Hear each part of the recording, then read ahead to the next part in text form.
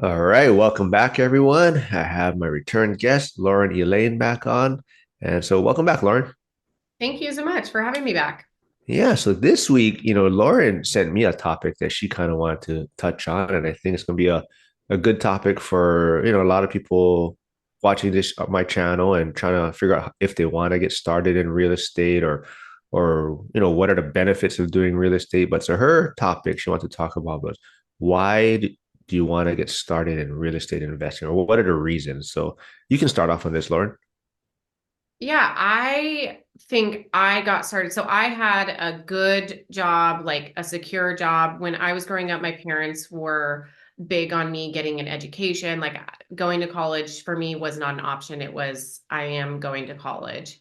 And it was always like, this rhetoric around getting a very secure job. And then when the pandemic hit, I was working in the medical field and it was an inpatient situation. And so anybody who wanted to go back home to their family or do what we had been doing, which was you come in and out to this situation where it is an inpatient situation, they ended up keeping one person to fulfill the role that three or four of us were doing, and everybody else basically was laid off. So I thought I had this really secure position, and it turned out that it wasn't secure. And it was a big eye opener for me that even if you have a really good job or you're a high earner, you still don't necessarily have control over your finances. And if you get hurt, if you get injured, if something happens where you lose your job, are you going to be able to take care of your family or pay for yourself, your finances if you lose that job? And so for me, I started researching right away, like, okay, what can I do to take control of my finances and have true financial freedom, which means if I didn't work today, could I afford to pay for my necessities? And that's real estate for me. And it will not be that in the beginning, of course. Like, you build up equity over time, you build your portfolio up. It's not going to be an overnight process, but it is something that I think everybody should be working towards throughout their life so that when they get to the point where something could possibly happen, they do have this nest egg to fall back on.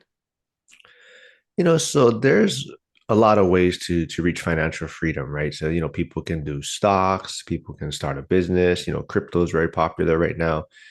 So why was it real estate, or what were the reasons you chose real estate over all the other asset classes? So during the 2008, we spoke last time about how I graduated high school in 2009. My aunt and uncle had a very successful business while I was growing up, and they put all of their money into the stock market. And they had just retired a couple years prior, and they actually had to go back to work and restart their business because the stock market crashed. So even the stock market isn't really within our control. Real estate is a real asset. It's one of the things that people will always need: food, shelter, water. They're always going to need shelter. And the people that did lose out in real estate during the crash were people who didn't own their properties outright, or maybe were a little bit upside down on them after they were expecting the value to go up if they were flipping or something like that. So as long as your loan to value is really low or zero, then you should be safe. It's the safest asset class in my opinion. Crypto could go come and go, can go up and down. The stock market can go up and down, but if you have a real asset, real property, and you own it outright, then in my opinion, there's nothing safer. Totally agree. I think for me, the number one thing, and once I went down the rabbit hole for real estate and everything, was really that cash flow aspect of it. So other asset classes, yes, you can get appreciation. Maybe they do offer some tax benefits, but for me, is that cash flow that you generate where it can help you sustain, your lifestyle. Basically, it's like, right, if you have a stock portfolio, you may be able to get dividends, or you may be able to pull out some of that capital in it, but you're pulling from that principal basically, right? So you're reducing your amount of asset you have there. Whereas real estate, you can keep this asset, whatever, no matter, if you have a mortgage on it or you don't have a mortgage on it, but the cash flow that it generates is what's going to sustain your lifestyle. And I think that's what attracted me to real estate. Yeah, exactly. You have the cash flow and it never takes away from the asset itself if you're pulling that cash flow off of it. Yeah, I think what else I liked what you said was it's basically a need, right? No matter what, people are gonna need a place to live, right? So like you say, food, shelter is super important. So that's something that everyone is gonna need at some point. So it's safety. I think that's what attracts a lot of people to real estate. But at the same time, like you did touch on, it's not going to be like that from the beginning, right? And I think sometimes that's why people don't go down this route, is because it's a little more challenging to enter into real estate. Sometimes you think you need all this money to get started, but like you said, once you kind of look into it and start doing some research, you start realizing all the benefits that real estate does have. So is there any other benefits that come with real estate that attracted you? I mean, there's the obvious like tax benefits and things like that, which are it was huge for me. Um, One of the reasons I got into it was because the tax savings that I was getting from buying the real estate was almost equal to the amount that I would be putting down as my down payment. So if you think about it that way and you go over your finances, if you are a high earner, then it can almost essentially be in a way free because of the depreciation. All of the tax savings that you're getting, you're using to build up your assets. So rather than giving your money away to taxes, you're reinvesting it into your future, into assets that you get to keep and hold on to. So that's a huge reason to get into it. And I mean, also, for me now, it's become my full-time job and I love it. So it's replaced my career and I enjoy it so much. I get so much joy out of like talking about it with people and discussing it, and then like also discussing it with like my friends and people who maybe don't know as much about it. I love doing it. So it's given me like a passion and a direction in life and a career that I love. So it's all the facets of it that I love. Yeah. I think you touched on it earlier too. I think one attractive thing too is also the control over the asset. Like you were talking about, I think your auntie and your uncle that had a successful business, and they really couldn't control the stock market.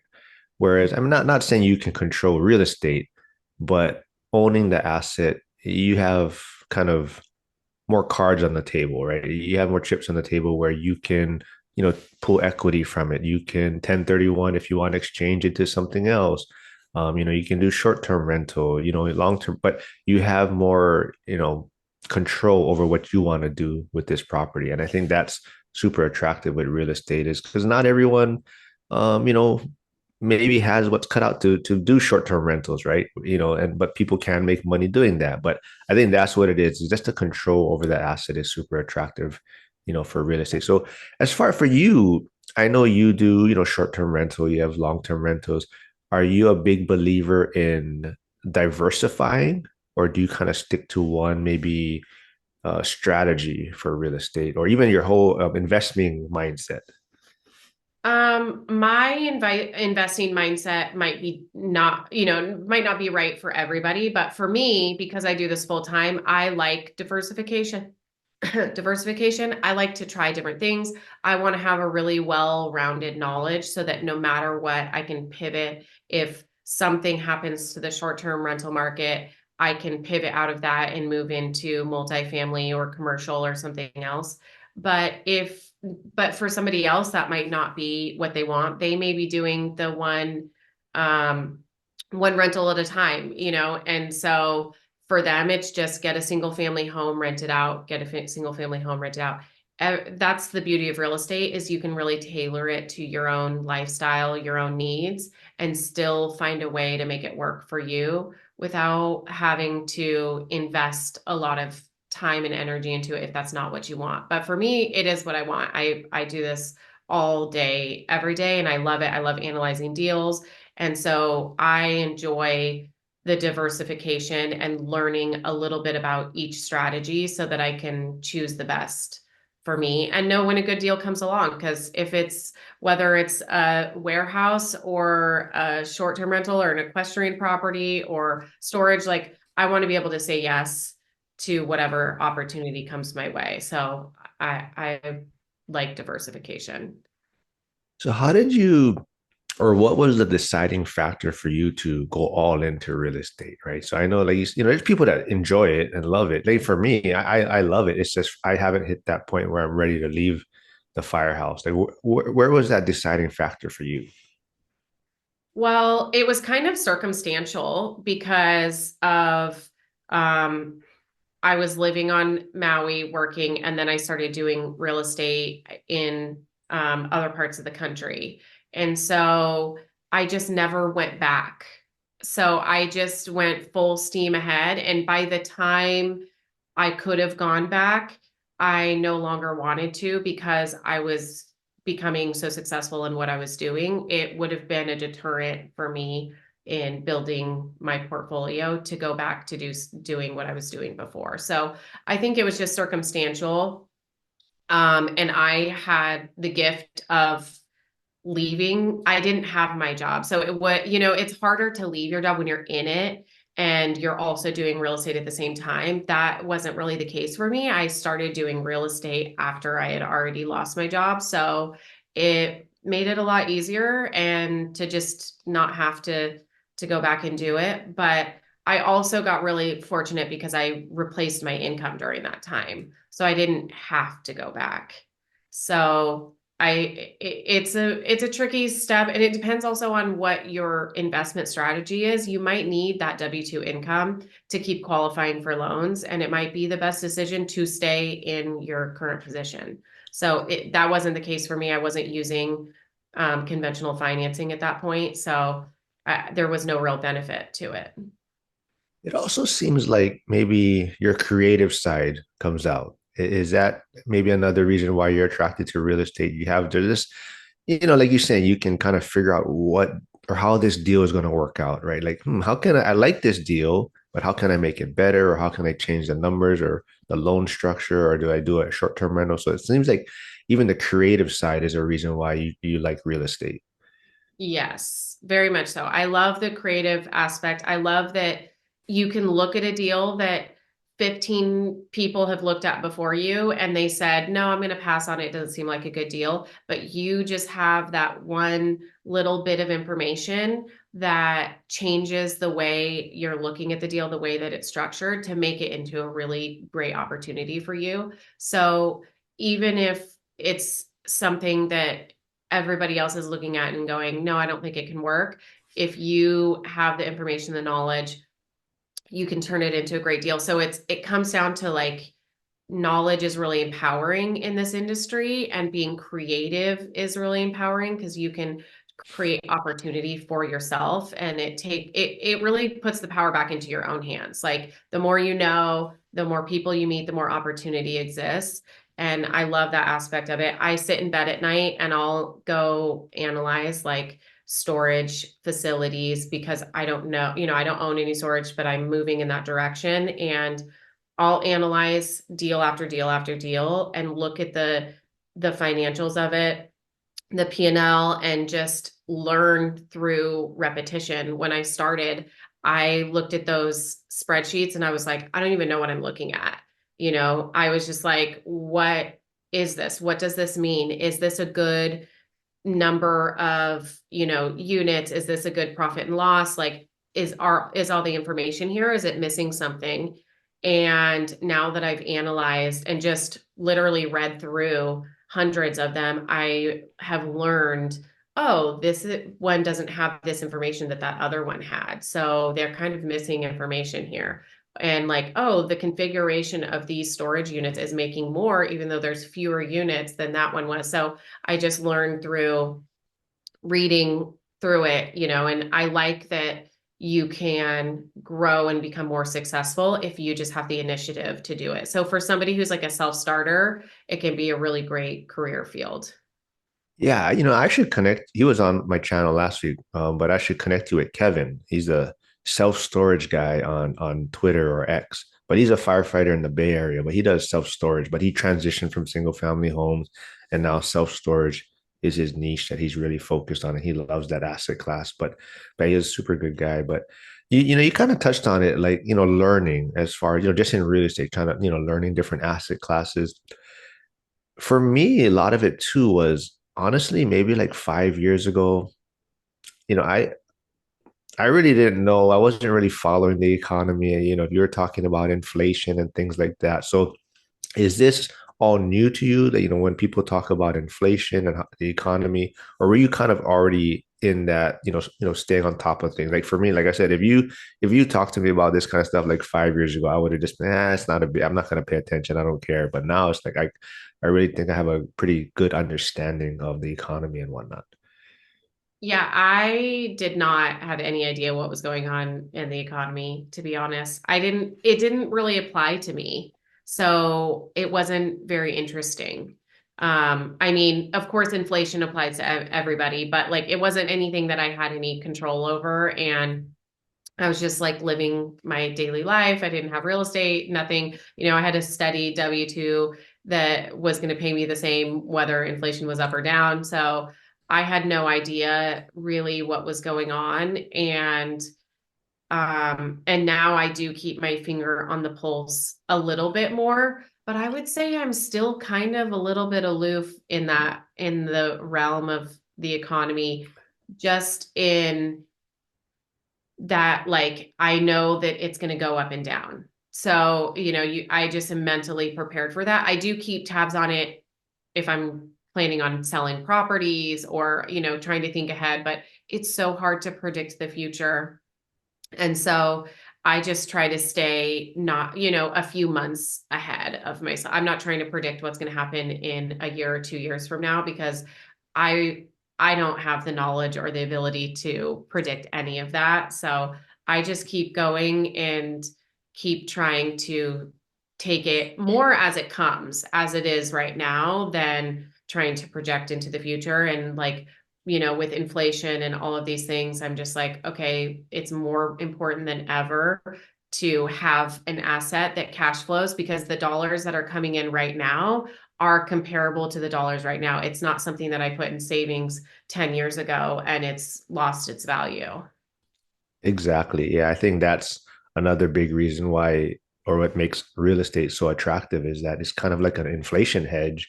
And like you said, right, you're putting your dollars, which are losing value, into this asset now that is its value is typically going up. So it's a very good inflation hedge. And I think that's one of the big reasons why I was super attracted to real estate, not only from the cash flow standpoint, is that my money in a bank account's not really earning anything. Whereas if I just put that money into an asset, like you're saying, now you have more options and the potential for higher growth is there. But yeah, I love real estate. And the one common thing though that I'm sure you always hear also, and a lot of people are always worried about that 2 a.m., you know, broken toilet call from either your tenant or your property manager or this and that. Have you ever got a 2 a.m. phone call to go fix a toilet or anything? I mean, it hasn't been the 2 a.m. phone call, but there have been, yes, numerous calls that I've gotten about, backed up toilets, things like that. And that was more in the beginning or like with new properties. I'll get those kinds of calls, but I try to be very quick. I had my first two Airbnbs, I had issues with the toilets overflowing. One time, the master bedroom, the people were staying there and they were from Miami and it always happens when you have the guests that are like the most particular. Yeah. They were staying there, they were from Miami, they were so like everything had to be perfect. The toilet overflowed out so much so that it flooded into the master bedroom. The carpet, everything. It was disgusting. The woman was like, yeah, she was outside the house. She was like gagging. It was horrifying. And I had my plumber come in and I was just like, we're going to do a whole new plumbing situation here. And I'm like, I want a sump pump in here to make sure this never happens again. And so we just fixed it right the first time. I think it ended up costing me like probably close to like $2,000 in plumbing repairs, and he could have just like unclogged the toilet and probably fixed it for like 400, $500. But I was just like, the cost of having to refund money, especially when you're doing a short-term Yeah. rental, ends up costing you so much more. You're better off just fixing it. But I add those types of costs in when I'm analyzing a deal. So I put a buffer in for unexpected costs. And I just assume with every house that I buy that the plumbing is going to need something because it's the houses are just not used to this amount of turnover. And you get people that put weird things down the toilet that shouldn't Yeah. be put down there, like baby wipes and stuff. And that's what had happened is the guests beforehand had a baby and were flushing all of the flushable baby wipes. They were They're not not, flushable. they're not flushable. Yeah. But yeah, So yeah, we all that's get those calls, but it now I don't get those calls because I've paid down the houses. I've also just been really diligent about repairing them. So if you set it up in a structure in a way that you have like a really good management team or something, they can handle it for you. But I don't think that that's a reason not to get started in real estate because you don't want to get that 2 a.m. call. I'm like, just do it for a short period of time and then you'll figure out a way to yeah, not get those calls anymore. yeah, So it's worth it for the financial freedom. It really yeah, is. yeah. And you just figure it out, right? I mean, it's the same thing as if you owned your own property, right? Your own home, and you had a plumbing issue, right? I mean, yeah, it sucks, but you just figure it out and you take care of it and you move on. And I get it, people are like, oh, it costs money, but it's like you're looking at the long-term benefits. And I think that's just something people have to get over. And you from your background being a dietitian and helping people that way, do you think that has any maybe impact also in why you enjoy real estate, providing affordable housing or rental housing for people out there that maybe need to rent in the beginning before they do get a primary residence. But that's something also too. People always, oh, landlords are horrible and they're bad and all this, but you're providing a need for a lot of people. Yeah. Oh, absolutely. I flipped this house I did a couple in this one neighborhood. And I came in, I bought it from a wholesaler. I came in, the people were living, they couldn't use their kitchen because they had too many cockroaches. The This house, in my opinion, was not livable. I don't know how they were living in this place. The bathroom was just like essentially draining underneath the house. The roof had holes in it. Like it when it rained, it poured inside the house. So it was not a nice situation. And unfortunately, they didn't want to do anything, but like the neighbors had pride in their house. The neighbor next door had fixed up their place. And so this one house was really like keeping the rest of the neighborhood down. And they didn't, the neighbors didn't like it. And these people were never going to do the necessary repairs. They were just gonna keep living as it was. So I bought it from them. I fixed it up and then I sold it to one of the neighbor's relatives. So she had been waiting and wanting to return to this neighborhood, but there was just no houses that were nice enough. And so the neighborhood was brought up and everybody else's home prices were brought up. And then they got another really great owner in there. So you can really help bring communities back to life by doing this. And after I did that, people were offering me they're like, do you want to buy this person's house? Do you want to buy this person's house? Because we loved what you did so much with that house. It made the whole neighborhood so much more beautiful that we want to get these other houses done right so that our property is better and it makes it safer for their kids because you have that one derelict house in the neighborhood where riffraff is going on and they don't feel comfortable with their kids being outside playing. So yeah, you can make a neighborhood and a community and give back to people so that they have a safer place to live and rent and stay and do a lot of good by being a landlord. Yeah, I mean, I get it. There is slumlords out there, and there, just like any profession, there's going to be bad people out there. But for the most part, I think a lot of people are trying to. Of course, it's a business, and people are trying to make money. But I mean, like they always talk about, some people don't believe that there's a lack of housing inventory. some people just feel, there's a lot of houses out there that just people can't live in, right? So there is homes available. It's just they're not livable. Mhm. And the government hasn't figured out a way to fix these homes or put them back on the market. And that's what investors and flippers are doing is they're putting some of these houses back on the market so people can find a place to live. So I think that's another thing people don't look at it from that aspect that, getting into real estate, you can provide, housing and assistance for a lot of people that need to rent or want to rent. But yeah, this was a great discussion. I'm glad you sent it my way. I always kind of forget maybe why I got into real estate, or I'm focused on maybe other things, and sometimes it's good to reflect back on what are the reasons why you started investing in real estate. And my final take on it is kind of like the security of it and the self-reliance. I think that's really what attracted me. Is I'm starting to see it more, in the world, and we're, things are kind of getting a little crazy out there, but I think real estate offers you a lot of security and a little more control over what you want to do. So that's kind of my final take on it. Yeah. Yeah. I couldn't agree more. All right. So any regrets though before we leave? Any regrets getting into real estate, or you do it all over again? Oh my gosh. I would do it over again and I would have done it sooner, you know. Yeah. But, all in due time, everything, now is the best time to start. But yes, I love it. No regrets whatsoever. All right. So, remind everyone where they can connect with you and reach out to you if they want to get a hold of you.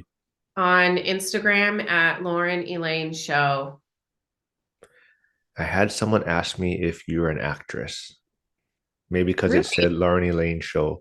So like, is she an act? Oh, gosh, I Yeah. can change it. It's too Yeah. confusing. It's too No, because confusing. that's what even I thought when I told you when I first saw it. But yeah, so Lauren Elaine Show, reach out to her. Like I said, great information, and I'm sure she's willing to point you in the right direction also. So thanks for doing this, Lauren. Thank you so much for Okay, having me. bye bye. Bye.